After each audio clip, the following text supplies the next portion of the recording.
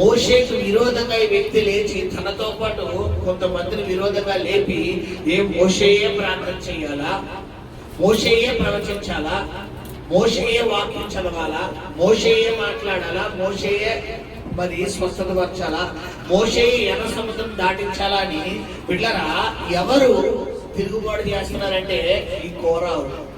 అలాంటి సమయంలో కోరాహు దేవుడు ఒకరు దిగొస్తున్న సమయంలో ఈ కోరాహు కుమారులు ఎక్కడికి వెళ్ళి దాక్కున్నారంటే బిడ్డలారా ఆశ్రయములు అని ఆ రోజుల్లో అంటే ఎవరి మీద కన్నా దేవుడు ఉగ్రత దిగి వస్తుంది అనుకునే టైంలో వీళ్ళు ఎక్కడికి వెళ్ళి దాక్కునేవారంటే బిడ్డలారా మరి దేవుని సంఘం ఇప్పుడైతే మనం మందిరం అంటాం ఆ రోజుల్లో ఆశ్రయ పట్టణములు లేదా ఆశ్రయ పురములని దాదాపు కొన్ని నిర్మించేవారు.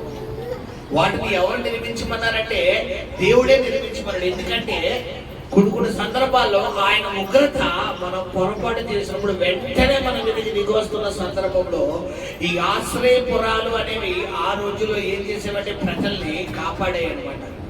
అలాగా ఈ యొక్క కోరాహు కుమారులందరూ ఈ ఆశ్రయపురంలోకి వెళ్ళిపోయి దాగున్న తర్వాత వీరికి దేవుడి దగ్గర నుంచి రావాల్సిన ఉగ్రత ఏమైపోయింది పెట్టారా తప్పించబడిపోయింది. హల్లెలూయా.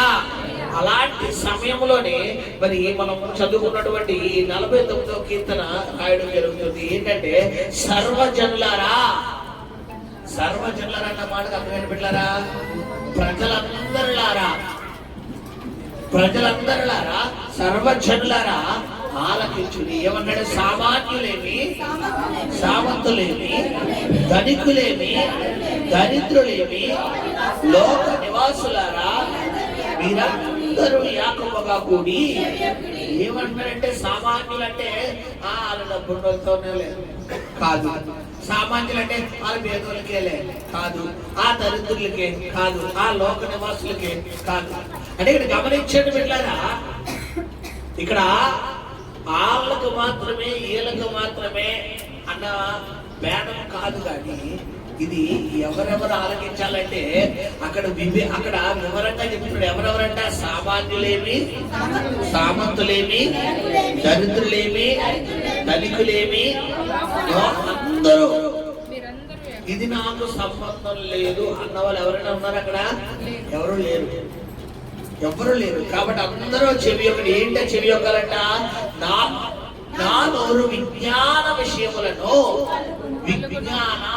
విజ్ఞానం అంటే బిడ్డలారా తెలివికి మించినది. జ్ఞానము వేరు, విజ్ఞానము వేరు.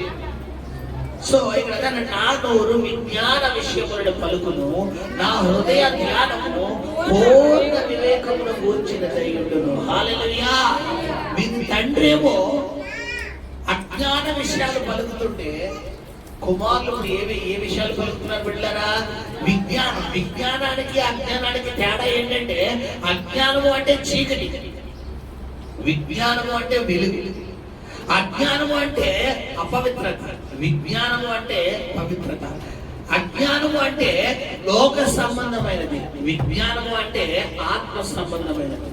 ఇక్కడ ఏం చెప్తున్నాడంటే ఈ కోరాహు నా నోరు విజ్ఞాన విషయంలో ఏం చేయనట్లు బిడ్డలారా పలుకును అన్నాడు. చూడండి మరొక మాట 4వ వచనంలో మనం చదువుకుందాం. అది గూఢార్థము గల దానికి నేను చెవి యొక్కెదను, సితారా తీసుకుని నా మరుగు మాట బయలు. మరి సితారా అంటే ఏంటమ్మా? సితారా కానీ తమ్ముడు కానీ పిల్లల గురువు కానీ ఏంటి? సితారా అంటే ఏంటి?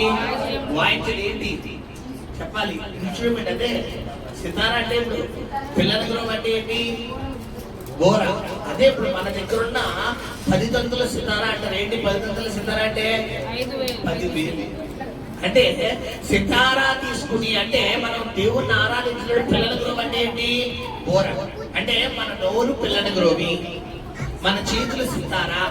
అక్కడ అన్నాడు ఏంటంటే బిడ్డలారా సితారా తీసుకుని అంటే మన చేతులతో నా మరుగు మాట బయలుపరిచేదను. అంటే దేవుణ్ణి ఆరాధించేస్తాను, దేవుణ్ణి పాటలు పాడతాను, దేవుణ్ణి పూడుతాను, దేవుణ్ణి కనపరుస్తాను. ఈ రోజు మనం ఏం చేస్తున్నాం బిడ్డలారా? కనీసం ఆరాధనలో పాటలు పాడితే తప్పట్లు కొట్టున్నామా అంటే ఏదో చేతులు కత్తిపోతాయి అన్నట్టు. కొంతమంది ఎందుకు అలా కొడితే ఇలా కూడా శబ్దం రాదు. ఎలా అంటే అఫీషియల్ గా కాదు, దేవుణ్ణి ఆరాధించడం ఎలా ఆరాధించాలి బిడ్డలారా? ఆత్మతో సత్యముతో.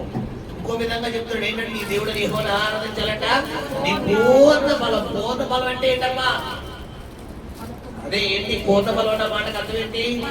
మొత్తం నీ బాడీలో ఎంత స్ట్రెంత్ ఉందో ఆ స్ట్రెంత్ అంతా వాడాలి. మనం కనీసం అందులో 1% అంతా వాడతామా? చెప్పండి, నిజంగా చెప్పండి. 1% అయినా వాడతామంటే వాడం. ఈరోజు నేను అంటాను బిడ్డలారా, ఖచ్చితంగా నీ దేవుడిని నువ్వు ఆరాధించే విధంగా నువ్వు ఆరాధించగలిగినప్పుడు ఖచ్చితంగా నీ జీవితంలో ఎవరు కార్యాలు చేస్తారంటే దేవుడి కార్యాలు చేయగలుగుతాడు. హల్లెలూయా, హల్లెలూయా. శబ్దంగా స్తోత్రం చెల్లిద్దామా? తర్వాత 5వ వచనం చదువుకుందాము.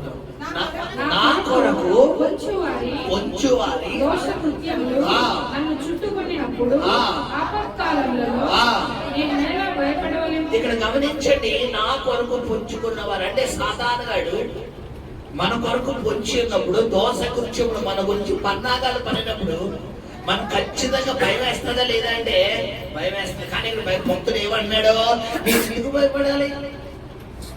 అసలు నేను భయపడాల్సిన అవసరం ఏంటి? నా దేవుడు నాకు తోడుగా ఉన్నాడు కదా, నా తండ్రి నాకు తోడుగా ఉన్నాడు కదా, కాబట్టి నేను భయపడాల్సిన అవసరం లేదంటాడు. అదే అన్నాడు, ఆపత్కాలంలో నీ నేల భయపడవలెను తమ